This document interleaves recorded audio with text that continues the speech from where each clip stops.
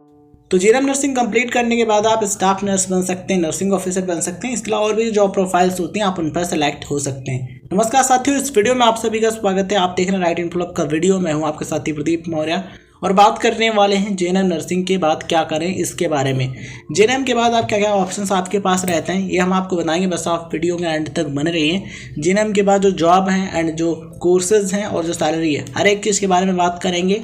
Last तक देखते रहिएगा, कोई भी कंफ्यूजन नहीं रहेगा इस वीडियो को देखने के बाद। आइए सबसे पहले बात करते हैं जॉब के बारे में। अगर आप जीएनएम नर्सिंग कंप्लीट करने के बाद आगे पढ़ाई नहीं करना चाहते हैं, जस्ट जॉब करना चाहते हैं, देन आप स्टेट नर्सिंग काउंसिल में रजिस्ट्रेशन करा सकते हैं। इसके अलावा आप इंडियन नर्सिंग काउंसिल में भी रजिस्ट्रेशन के लिए अप्लाई कर सकते हैं। मतलब कि आईएनसी का जो रजिस्ट्रेशन होता है वो कंप्लीट करा सकते हैं एंड आप जॉब के लिए अप्लाई कर सकते हैं। प्राइवेट सेक्टर में जा सकते हैं, प्राइवेट हॉस्पिटल्स में आप रिज्यूम लेकर के जा सकते हैं। अगर वहाँ पर वैकेंसी रहती है तो आपको जॉब मिल सकता है। स्टार्टिंग सैलरी प्राइवेट सेक्टर की बात करें तो कुछ हॉस्पिटल में हो सकता है कि आपकी स्टार्टिंग सैलरी जो है 7 से 8,000 रुपये, 9,000 रुपये, 10,000 रुपये पर मंथ हो सकती है starting salary as a fresher.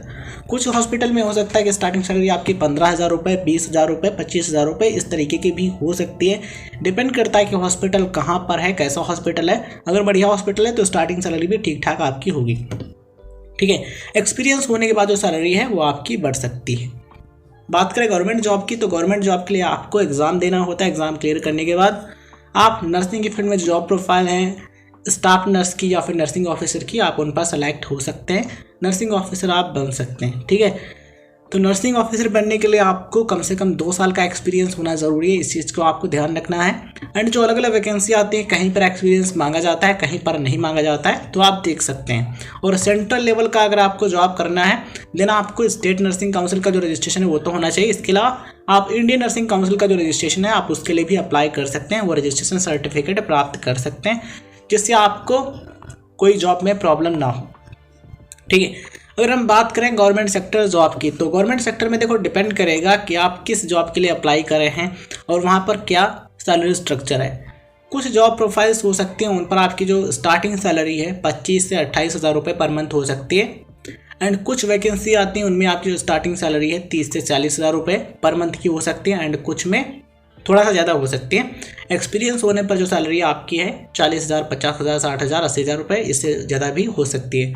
अगर हम बात करें नर्सिंग ऑफिसर की, तो नर्सिंग ऑफिसर की जो स्टार्टिंग सैलरी होती है वो लगभग 70 से 72, 74, 75,000 रुपये होती है स्टार्टिंग सैलरी। लेकिन उसके लिए क्या करना होता है, जीएनएम के बाद एक्सपीरियंस लेना होता है एंड उसके बाद आप अप्लाई कर सकते हैं नर्सिंग ऑफिसर की वैकेंसी में एंड एग्ज़ाम दे करके नर्सिंग ऑफिसर आप बन सकते हैं। उम्मीद करते हैं कि चीज़ें आपको समझ में आ गई होंगी। अब सवाल आता है हायर स्टडी का, मतलब कि अगर आप जीएनएम के बाद डायरेक्ट जॉब नहीं करना चाहते, मतलब कि आप आगे पढ़ना चाहते हैं, तो आप क्या कर सकते हैं। तो जीएनएम के बाद आप डायरेक्ट एमएससी नर्सिंग में एडमिशन नहीं ले सकते हैं, बिकॉज जीएनएम एक नर्सिंग की फील्ड में डिप्लोमा कोर्स है, डिग्री नहीं है। तो आपको करना क्या होगा, जीएनएम के बाद आपको post basic BSc nursing course करना होगा। ये जो कोर्स है 2 साल का होता है रेगुलर। अगर आप इसको करते हैं 2 साल यानी कि 2 ईयर्स में कंप्लीट हो जाता है। तो इस कोर्स को आप कर सकते हैं। ये बीएससी नर्सिंग के इक्विवेलेंट होता है, यानी कि उसके समकक्ष होता है। ठीक है, पोस्ट बेसिक बीएससी नर्सिंग क्या है, बैचलर डिग्री कोर्स है नर्सिंग की फील्ड में।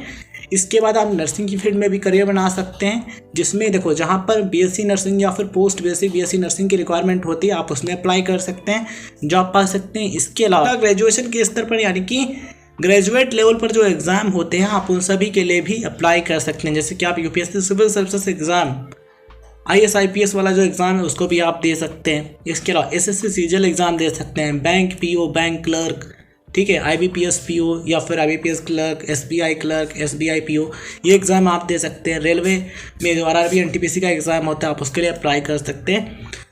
सब इंस्पेक्टर बनने का जो एग्ज़ाम होता है स्टेट लेवल पर आप उसके लिए भी अप्लाई कर सकते हैं। एसएससी सीपीओ एग्ज़ाम के लिए अप्लाई कर सकते हैं। मतलब कि बहुत सारे एग्ज़ाम हैं जो कि गवर्नमेंट एग्ज़ाम हैं और वो ग्रेजुएशन के स्तर के हैं, मतलब कि उनके लिए मिनिमम क्वालिफिकेशन है ग्रेजुएशन। आप उन सभी के लिए भी एलिजिबल होते हैं, अप्लाई कर सकते हैं। ठीक है, तो नर्सिंग की फील्ड में जॉब करना है तो आप कर सकते हैं। इसके अलावा जो अदर ग्रेजुएशन लेवल के एग्जाम है आप उनको दे करके उन पर भी सेलेक्ट हो सकते हैं, ऑप्शन आपके पास रहता है। तो जीएनएम नर्सिंग कंप्लीट करने के बाद आप हायर स्टडी करके टीचिंग के फील्ड में भी जा सकते हैं, नर्सिंग टीचर या फिर लेक्चरर या फिर नर्सिंग प्रोफेसर भी आप बन सकते हैं। तो जीएनएम नर्सिंग कंप्लीट करने के बाद आप पोस्ट बेसिक बीएससी नर्सिंग कर सकते हैं, उसके बाद आप चाहें तो एमएससी नर्सिंग कर सकते हैं एंड उसके बाद आप एमफिल या फिर पीएचडी नर्सिंग भी कर सकते हैं। डिपेंड करेगा आप पर कि आप आगे पढ़ाई करना चाहते हैं या फिर नहीं। तो आपने और भी कुछ सोच रखा है और भी आप करना चाहते हैं, तो जिस फील्ड में आपका इंटरेस्ट है, जिसमें आप जाना चाहते हैं, आप उसके लिए जानकारी प्राप्त कीजिए, रिसर्च कीजिए एंड मेहनत कीजिए। ठीक है, तो जिस फील्ड में करियर बनाना है उसके लिए आप मेहनत कीजिए। जब आप कोशिश करते रहते हैं तो आपको सफलता ज़रूर मिलेगी। बस ध्यान रखना है कि कोशिश आपकी सही दिशा में, इनकी सही डायरेक्शन में होनी चाहिए। तो सही दिशा में काम करना जरूरी है, इस चीज़ का भी आप ध्यान रखें। उम्मीद करते हैं हर एक चीज़ आपको समझ में आ गई हो। धन्यवाद साथियों, जय हिंद जय भारत। मिलते हैं किसी नए वीडियो में। चैनल को सब्सक्राइब नहीं किया है अभी तक तो सब्सक्राइब कर लीजिएगा एंड ऑल पर क्लिक कर लीजिएगा, और डिस्क्रिप्शन में आपको टेलीग्राम का लिंक मिल जाएगा, आप ज्वाइन कर सकते हैं। वहाँ पर भी आपको इंपॉर्टेंट अपडेट मिलते रहते हैं वीडियोज़ के रिगार्डिंग। धन्यवाद, जय हिंद जय भारत।